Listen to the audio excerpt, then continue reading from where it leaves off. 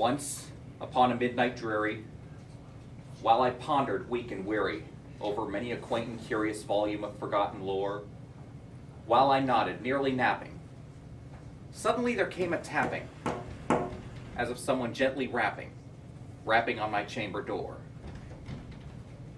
"'Tis some visitor," I muttered, tapping at my chamber door.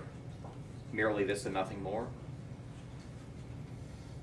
Distinctly I remember, it was in the bleak December, and each separate dying ember wrought its ghost upon the floor. Eagerly I wished the morrow, vainly I had searched to borrow from my book surcease of sorrow, sorrow for the lost Lenore, for the rare and radiant maiden whom the angels name Lenore, nameless here forevermore. And the silken, sad, uncertain rustling of each purple curtain thrilled me, filled me with fantastic terrors never felt before, so that now to still the beating of my heart I stood repeating, "'Tis some visitor entreating entrance at my chamber door, some late visitor entreating entrance at my chamber door. This it is and nothing more." Presently my soul grew stronger, hesitating then no longer. "Sir," said I, "or madam, truly your forgiveness I implore. But the fact is I was napping, and so gently you came rapping, and so faintly you came tapping at my chamber door, that I scarce was sure I heard you. Here I opened wide the door. Darkness there and nothing more. Deep into that darkness peering, long I stood there, wondering, fearing, doubting, dreaming dreams no mortal ever dared to dream before. But the silence was unbroken, and the stillness gave no token, and the only word there spoken was the whispered word, Lenore. This I whispered, and the echo murmured back the word, Lenore. Merely this and nothing more. Back into my chamber turning, all my soul within me burning. Soon again I heard the tapping somewhat louder than before. "Surely," said I, "surely that is something at my window lattice. Let me see then what thereat is, and this mystery explore. Let my heart be still a moment, and this mystery explore. 'Tis the wind and nothing more." Open here I flung the shutter, and with many a flirt and flutter, in there stepped a stately raven of the saintly days of yore. Not a moment stopped nor stayed he, not the least obeisance made he, but with mien of lord or lady perched above my chamber door. Perched upon a bust of Pallas just above my chamber door. Perched and sat, and nothing more. Then the ebony bird beguiling my sad fancy into smiling, by the grave and stern decorum of the countenance it wore. "Though thy crest be short and shaven, thou," I said, "art sure no craven, ghastly, grim, and ancient raven wandering from the nightly shore. Tell me what thy lordly name is on the night's Plutonian shore." Quoth the raven, "Nevermore."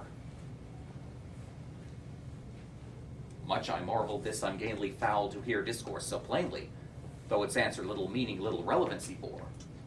For we cannot help agreeing that no living human being ever yet was blessed with seeing bird upon his chamber door, bird or beast upon the sculptured bust above his chamber door, with such a name as Nevermore.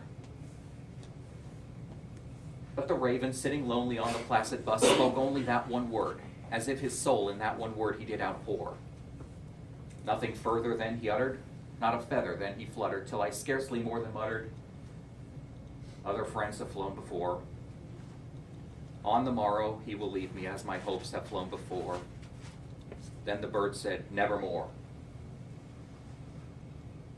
Startled at the silence broken by replies so aptly spoken, "Doubtless," said I, "what it utters is its only stock and store, caught from some unhappy master, whom unmerciful disaster followed fast and followed faster, till his songs one burden bore, till the dirges of his hopes that melancholy burden bore, of never, nevermore."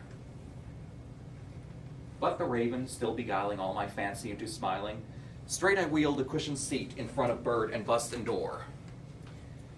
There upon the velvet sinking, I betook myself to linking fancy unto fancy, thinking what this ominous bird of yore, what this grim, ungainly, ghastly, gaunt, and ominous bird of yore meant in croaking nevermore.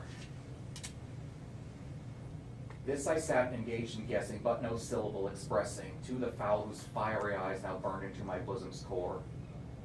This and more I sat divining, with my head at ease reclining on the cushion's velvet lining, that the lamplight gloated o'er, but whose velvet violet lining with the lamplight gloating o'er, she shall press, nevermore.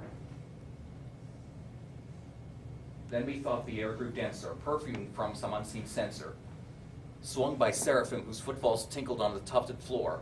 Wretch! I cried, thy God hath lent thee, by these angels he hath sent thee, respite, and nepenthe, from thy memories of Lenore. Quaff, oh quaff this kind nepenthe, and forget this lost Lenore.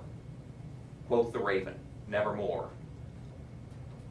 Prophet, said I, thing of evil, prophet still of bird or devil, whether tempter sent thee, or whether tempest tossed thee here ashore. Desolate, yet all undaunted, on this desert land enchanted, on this home by horror haunted, tell me truly, I implore. Is there balm in Gilead? Tell me truly, I implore. Quoth the raven, nevermore. Prophet, said I, thing of evil, prophet still of bird or devil, by that heaven that bends above us, by that God we both adore. Tell this soul with sorrow laden, if within the distant Aden it shall clasp a sainted maiden whom the angels name Lenore. Clasp a rare and radiant maiden whom the angels name Lenore. Quoth the raven, nevermore. Be that word our sign in parting, bird or fiend, I shrieked upstarting. Get thee back into the tempest and the night's Plutonian shore. Leave no black plume as a token of that lie thy soul hath spoken. Leave my loneliness unbroken. Quit the bust above my door. Take thy beak out from my heart, and take thy form from off my door. Quoth the raven, nevermore. And the raven, never flitting, still is sitting on the placid bust of Pallas just above my chamber door. And his eyes have all the seeming of a demon's that is dreaming, and the lamplight o'er him streaming throws his shadow on the floor. And my soul from out that shadow that lies floating on the floor shall be lifted nevermore. Thank you.